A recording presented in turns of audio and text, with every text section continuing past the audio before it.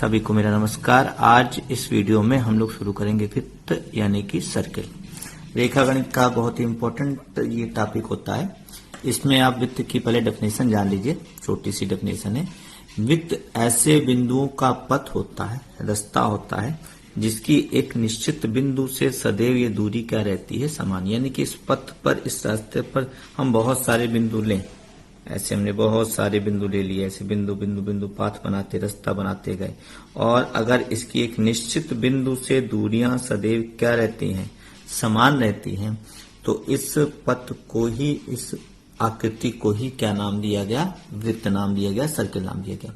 इस निश्चित बिंदु को केंद्र कहा गया। देखिए परिभाषा ना, वृत्त ऐसे बिंदु का पथ है, ये जो पथ है इसको परिधि कहा जाता है, जिसकी एक निश्चित बिंदु यानी कि केंद्र से दूरियां सदैव समान रहती हैं, और ये दूरी क्या कहलाती है, वृत्त की त्रिज्या। तो वृत्त ऐसे बिंदु का बिंदु पथ है जिसकी एक निश्चित बिंदु अर्थात केंद्र से दूरी समान रहती है, और इस निश्चित दूरी को त्रिज्या और पथ को हम लोग परिधि के नाम से जानते हैं। वृत्त का ये जो भाग घेरा जाता है स्थल पर, इसको हम लोग क्षेत्रफल बोलते हैं, एरिया बोलते हैं। ये पूरा एरिया कहलाएगा। अब वित्त से संबंधित कुछ छोटी छोटी भाषाएं जान लीजिए, कुछ परिभाषाएं हैं आप, जैसे समकेंद्रीय वित्त हैं, कंसेंट्रिक सर्किल हैं, ऐसे वित्त जिनके केंद्र समान हो लेकिन त्रिज्याएं अलग अलग, केंद्र समान लेकिन त्रिज्याएं अलग अलग। और छोटी छोटी परिभाषाएं जान लीजिए। वित्त पर अगर हम कोई दो बिंदु लें और वित्त का ये छोटा सा टुकड़ा ले लें, तो इसे हम आर्क यानी कि चाप बोलते हैं। और अगर इस चाप के इन दोनों बिंदुओं को मिला दिया जाए तो ये रेखा क्या कहलाती है, जीवा। और यही जीवा अगर केंद्र से गुजरे तो ये वृत्त की सबसे बड़ी जीवा होती है, जिसे हम व्यास बोलते हैं, जो कि त्रिज्या का क्या होता है, दुगना। व्यास वृत्त को दो भागों में, दो बराबर भागों में बांटता है, जिसे हम अर्धवृत्त बोलते हैं, यानी कि आधा वृत्त। कभी कभी वो ऐसे भी बना दिखेगा आपको, ये केंद्र है, ये है आधा वृत्त, ये व्यास है आपका। और कौन सी परिभाषा है देखिएगा। वृत्त की अगर हम दो त्रिज्याएं ले लें, ये मैंने दो त्रिज्याएं ले ली, OA और OB, और इसने वृत्त का एक टुकड़ा काट लिया, इसे हम त्रिज्यखंड यानी कि सेक्टर बोलते हैं। इंग्लिश में क्या बोलते हैं, सेक्टर। ये छोटा टुकड़ा है तो इसे लघु त्रिज्यखंड, और ये बड़ा है तो इसे दीर्घ त्रिज्यखंड। ये माइनर सेक्टर है और ये मेजर सेक्टर है। ऐसे ही वृत्त की अगर जीवा खींची जाए तो ये भी वृत्त को दो भागों में बांटती है, तो उन टुकड़ों का भी नाम है, इसे बोलते हैं लघु वृत्तखंड यानी कि माइनर सेगमेंट, इसको इंग्लिश में सेगमेंट कहा जाता है।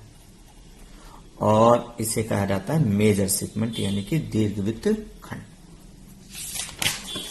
उसके बाद और कौन कौन सी चीजें हैं छोटी छोटी, देखिए। वृत्त को काटते हुए अगर कोई रेखा गुजर रही है तो इसको सेकंड लाइन यानी कि छेदक रेखा कहा जाता है। और यही छेदक रेखा जब वृत्त को केवल एक बिंदु पर काटती है अर्थात उसे स्पर्श करती है, तो इसे टेंजेंट यानी कि स्पर्शी कहा जाता है। इंग्लिश में इसको टेंजेंट बोलते हैं, यानी कि स्पर्शी। अब वृत्त से संबंधित कुछ महत्वपूर्ण प्रमेय जान लीजिए आप लोग। पहला जैसे है, पहला पॉइंट है इंपॉर्टेंट, सब ये प्रमेय आपको सबको याद होनी चाहिए, सारी बातें याद होनी चाहिए। अगर वृत्त में दो जीवाएं हों और समान लंबाई की हों, यानी कि AB बराबर CD, तो अगर AB और CD की लंबाइयां समान है तो इनके द्वारा काटे गए चापों की लंबाइयां भी क्या होंगी, समान। यानी कि AB चाप की लंबाई और CD चाप की लंबाई समान होगी, और इनके द्वारा केंद्र पर बना कोण भी क्या होगा, समान होगा। अर्थात कोण AOB बराबर कोण COD, ये बराबर होंगे। इनमें से कोई भी एक बात सत्य है अगर, तो बाकी दोनों बात भी सत्य हो जाएंगी। मतलब अगर कोण बराबर है तो ये दोनों बराबर हो जाएंगे, अगर ये बराबर है तो ये दोनों बराबर, मतलब कोई भी एक बात सत्य है तो दोनों बातें ऑटोमेटिकली सत्य हो जाएंगी।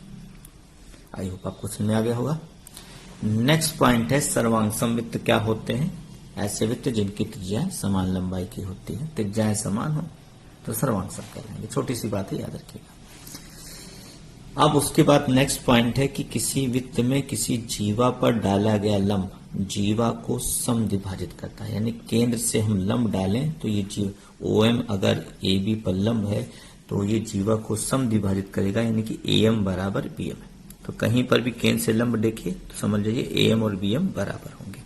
इसका उल्टा भी सत्य है, यदि AM और BM बराबर हैं तो ये रेखा जो कि केंद्र से गुजर रही है, ये इस पर क्या होगी, लंब। यानी कि लंब है तो ये टुकड़े बराबर हो जाएंगे, और अगर टुकड़े बराबर है तो ये लंब होगा। नेक्स्ट पॉइंट देखिए चौथा, कि दो जीवाएं अगर समान लंबाई की हैं तो इनकी केंद्र से दूरियां क्या होती हैं, समान होती हैं। अर्थात अगर ए बी सी डी के बराबर है तो ओ एम ओ एन भी बराबर होंगे। यहाँ कन्वर्स उल्टा भी कह सकते हैं कि अगर ओ एम ओ एन के बराबर है तो ये दोनों जीवाएं आपस में क्या होंगी, समान होंगी। नेक्स्ट पॉइंट क्या है, नेक्स्ट पॉइंट है पांचवा, कि किसी वृत्त की किसी जीवा या चाप द्वारा केंद्र पर बना कोण उसी जीवा या चाप द्वारा परिधि पर बनाए गए कोण का दुगना होता है। अर्थात ये कोण इस कोण का क्या होगा, दुगना। कोण ए ओ बी बराबर दो कोण बी, या उल्टा भी बोल सकते हैं कि ये कोण इसका क्या होगा, आधा होगा। एक ही बात होती है। इंपॉर्टेंट पर में है, काफी सवाल बनते हैं। नेक्स्ट पॉइंट है, सिक्स पॉइंट है, कि किसी भी चाप या जीवा द्वारा एक ही वृत्तखंड में, एक ही वृत्तखंड का मतलब एक ही साइड में बनाए गए सभी कोण आपस में समान लंबाई के, समान मान के होते हैं। यानी कि कोण ए पी बी बराबर कोण ए क्यू बी बराबर कोण ए आर। यानी कि एक ही चाप हो और एक ही वृत्तखंड में बनाए गए कोण हो। ये कोण जो होने चाहिए एक ही वृत्तखंड में होने चाहिए।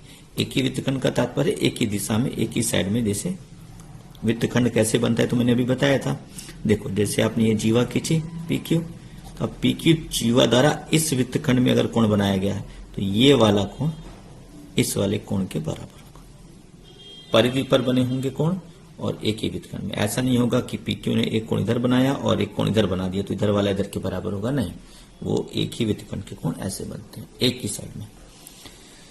अगर वृत्त का कोई व्यास, नेक्स्ट पॉइंट पे आते हैं, एक वृत्त का हम व्यास ले लें, सबसे बड़ी जीवा, और इसके द्वारा परिधि पर बनाया गया कोण 90 डिग्री होता है। इसे हम बोलते हैं अर्धवृत्त में स्थित कोण समकोण होता है। इसे क्या बोलते हैं, अर्धवृत्त में स्थित कोण समकोण होता है। ये होता है एक ही वृत्तखंड में कोण बराबर होते हैं, ये बोला जाता है अर्धवृत्त में स्थित कोण समकोण होता है। यानी कि व्यास द्वारा परिधि पर बनाया गया कोण 90 डिग्री होता है। अगर कोण अर्धवृत्त में नहीं है, मान लीजिए जैसे ये है, देखिए ये दीर्घ वृत्तखंड में है, तो अगर दीर्घ वृत्तखंड में कोई कोण है, दीर्घ वृत्तखंड में कोई कोण है तो वो न्यून कोण होगा, यानी कि समकोण से क्या होगा, छोटा होगा, 90 से छोटा होगा। तो दीर्घ वृत्तखंड में स्थित कोण न्यून कोण होता है, और लघु वृत्तखंड में स्थित कोण 90 से बड़ा होता है। तो ध्यान रखिएगा, लघु वृत्तखंड का स्थित कोण दीर्घ कोण होता है, बड़ा होता है, अधिक कोण होता है। लघु वृत्तखंड में कोण 90 से बड़ा उल्टा होगा, और दीर्घ वृत्तखंड में कोण 90 से छोटा। नेक्स्ट पॉइंट देखिएगा, अगर किसी चतुर्भुज के चारों शीर्ष वृत्त पर स्थित है, यानी कि किसी चतुर्भुज के चारों शीर्षों से वृत्त खींचा गया है, तो ये चतुर्भुज साइक्लिक यानी कि चक्रीय कहलाता है। और साइक्लिक क्वाड्रिलेटरल यानी कि चक्रीय चतुर्भुज की खासियत होती है कि उसके सम्मुख कोणों का योगफल 180 होता है, यानी कि ए और सी का योगफल 180 होगा, बी और बी का। और एक खासियत होती है कि चक्रीय चतुर्भुज का कोई भी बहिष्ठ कोण लिया जाए वो सम्मुख अंतः कोण के बराबर होगा। ये कोण इसके बराबर होगा, ये कोण इसके बराबर होगा। इंपॉर्टेंट पॉइंट है, ध्यान रखिएगा। नेक्स्ट पॉइंट क्या है, नेक्स्ट है आपका उभयनिष्ठ जीवा, कॉमन कॉर्ड। ठीक है, अगर दो वृत्त एक दूसरे को काट रहे हैं तो कटान बिंदु को मिलाने वाली रेखा जो है उभयनिष्ठ जीवा, यही जैसे उभयनिष्ठ जीवा ए बी है। तो उभयनिष्ठ जीवा की क्या खासियत होती है, तो पहली चीज तो ये जानिएगा कि उभयनिष्ठ जीवा अगर केंद्रों को मिलाया जाए दोनों वृत्तों के, तो वो उभयनिष्ठ जीवा को समद्विभाजित करेगा, यानी कि AC बराबर क्या हो, BC क्या होगा। AC और BC आपस में क्या होंगे, बराबर। और दूसरी खासियत क्या होगी, दूसरी खासियत है देखिए, कोण OAO डैश, OAO डैश और OBO डैश, यानी कि ये दोनों कोण आपस में क्या होंगे, समान होंगे। अगर ये जीवा क्या है, उभयनिष्ठ है, अर्थात कॉमन है, कॉमन कॉर्ड। दो वृत्त जब काटते हैं तो कटान बिंदु को मिलाने वाली जीवा को कॉमन कॉर्ड कहा जाता है। आई होप ये समझ में आ गया होगा। नेक्स्ट पॉइंट देखिएगा, अगर दो जीवाएं एक दूसरे को काटती हैं, चाहे वो वृत्त के अंदर काट रही हो चाहे वृत्त के बाहर, तो उनके टुकड़ों का गुणनफल आपस में समान होता है, अर्थात पीए गुणे पीबी बराबर होगा पीसी गुणे पीडी।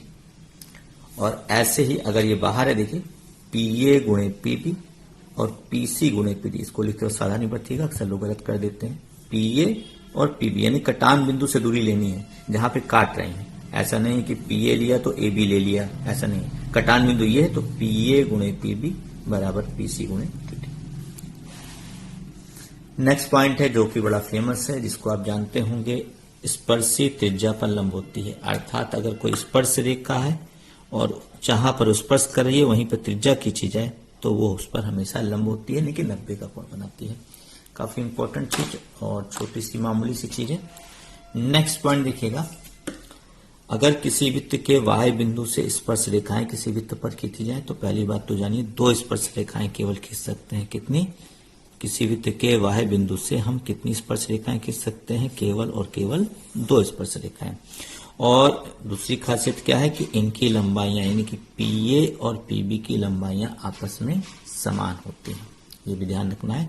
किसी वृत्त के वाह्य बिंदु से दो स्पर्श रेखाएं खींची जा सकती हैं और दोनों की लंबाइयां हमेशा समान होती हैं।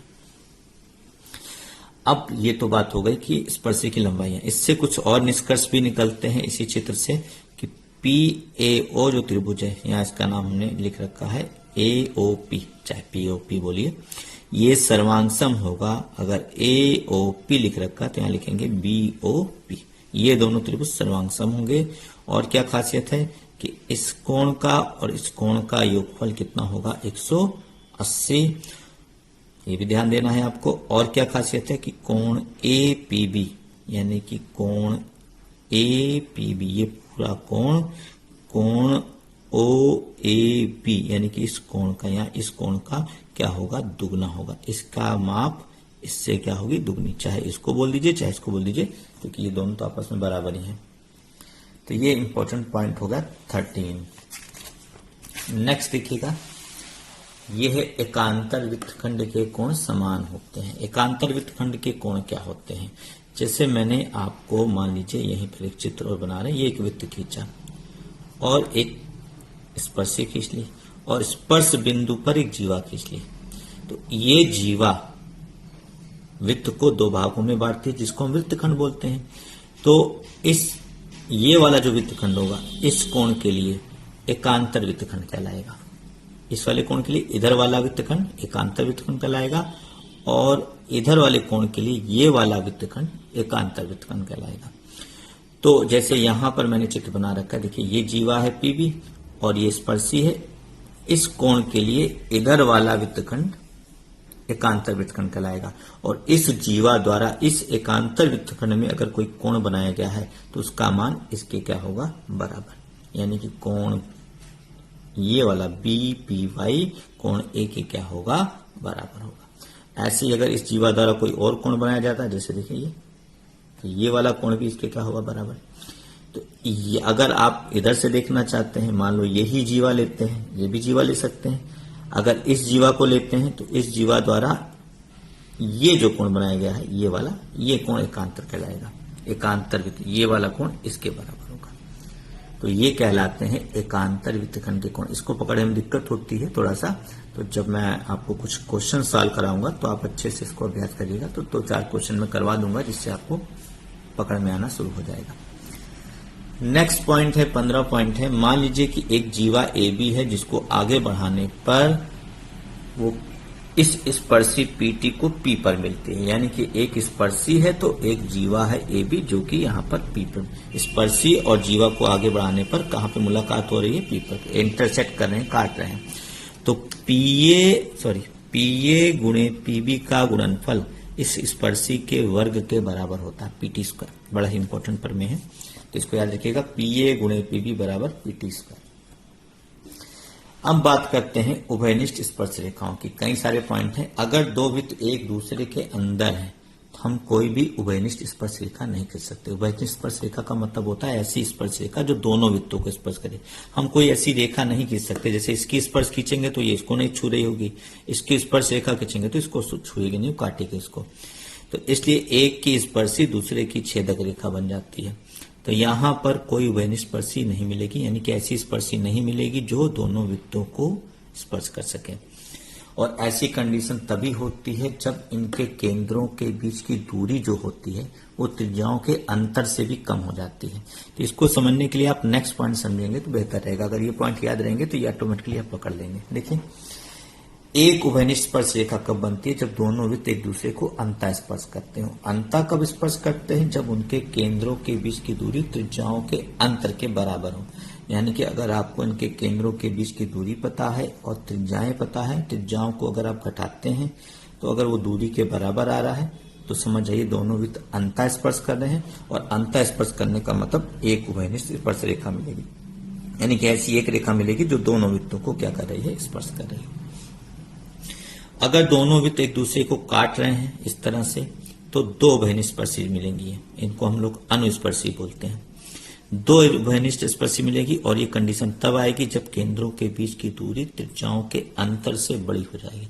अंतर से बड़ी रहेगी लेकिन योग से कम होगी, ध्यान रखिएगा। तो आप अंतर से बड़ी है तो इस तरह वृत्त बन रहे हैं तो दो उभयनिष्ठ स्पर्श रेखा। और मान लीजिए कि अंतर से बड़ी है लेकिन त्रिज्याओं की केंद्रों के बीच की दूरी त्रिज्याओं के योग के बराबर होगी। यहाँ पे योग के बराबर नहीं होगी, उनसे छोटी होगी। यहाँ पे योग के बराबर हो जाएगी तो वृत्त एक दूसरे को वाह्यता स्पर्श करेंगे। यानी केंद्रों के बीच की दूरी जब त्रिज्याओं का योग के बराबर हो तो तीन उभयनिष्ठ स्पर्शी मिलेंगे, दो अनुस्पर्शी और इसको हम बोलते हैं तिर्यक स्पर्शी बोलते हैं। ये कब आता है? जब केंद्रों के बीच की दूरी त्रिज्याओं के योग के समान। और चार उभयनिष्ठ स्पर्शी रेखाएं कब मिलेंगी? जब केंद्रों के बीच की दूरी त्रिज्याओं के योग से भी ज्यादा हो, यानी कि वृत्त दूर दूर हो। दो अनुस्पर्शी और दो तिर्यक स्पर्शी। और क्या है नेक्स्ट पॉइंट देखिएगा। अब आप अनुस्पर्शी मैंने बता दिया, इनको अनुस्पर्शी बोलते हैं। इनकी लंबाइयां ज्ञात करने के लिए सूत्र आप याद कर सकते हैं। √d², डी मतलब केंद्रों के बीच की दूरी माइनस त्रिज्याओं का अंतर। यहां ध्यान रखिएगा, R1 बड़ा होगा तो R1 पहले लिखिएगा, R2 बड़ा होगा तो R2 पहले लिखिएगा। R1 माइनस R2 का होल स्क्वायर। जहां पर R1 R2 क्या है? इन वृत्तों की त्रिज्या है। ये R1 है और ये R2। ऐसे तिर्यक उभयनिष्ठ स्पर्शी की लंबाई निकालनी है तो d² माइनस यहाँ त्रिज्याओं का योग रहेगा। ये तिर्यक स्पर्शी है, तो ये सूत्र याद कर लीजिएगा। उसके बाद कुछ और भी पॉइंट होते हैं, इनको भी आप याद करना चाहे कर सकते हैं। बहुत सारे पॉइंट होते हैं रेखा गणित में, आपने जितने भी सवाल लगाए होंगे हाई स्कूल में 9 में, तो वो सारे पॉइंट यहाँ पर लिख के आप याद कर सकते हैं। लेकिन आपके लिए बेसिक जो जरूरत है वो इतना कम से कम याद कर लीजिए जितना मैं आपको बता रहा हूं। ये है एक चतुर्भुज जिसके अंदर वृत्त खींचा गया। यूं कह सकते हैं वृत्त को स्पर्श करते हुए इसकी चारों भुजाएं वृत्त चतुर्भुज की जो है वृत्त की स्पर्श रेखा है। और ये एक चतुर्भुज बना है, ये वृत्त का वाह्यता चतुर्भुज कहला सकता है। या कह सकते हैं वृत्त जो है इस चतुर्भुज को अंता है, यानी कि इसकी चारों भुजाओं को स्पर्श करता है। तो इसकी खासियत, इस चतुर्भुज की खासियत होगी कि इसकी सम्मुख भुजाओं का योगफल आपस में समान होता है, यानी कि AB धन DC बराबर AD धन BC। ये आपकी बुक में सवाल है, प्रश्न है तो हाई स्कूल की किताब में। अब ये एक इंपॉर्टेंट पॉइंट ये भी देख लीजिएगा कि अगर कोई स्पर्शी खींची गई है इस तरह से उभयनिष्ठ स्पर्शी और केंद्रों को मिलाने वाली रेखा खींची गई जो कि इस अनुस्पर्शी को जाकर P पे काटती है, तो PO और PO डैश का अनुपात जो होगा वो इन वृत्तों की त्रिज्याओं के अनुपात के समान होगा। इस पर सवाल बन के आ सकता है। तो आई होप आपको इतना समझ में आ गया होगा। तो ये तो हुआ बेसिक।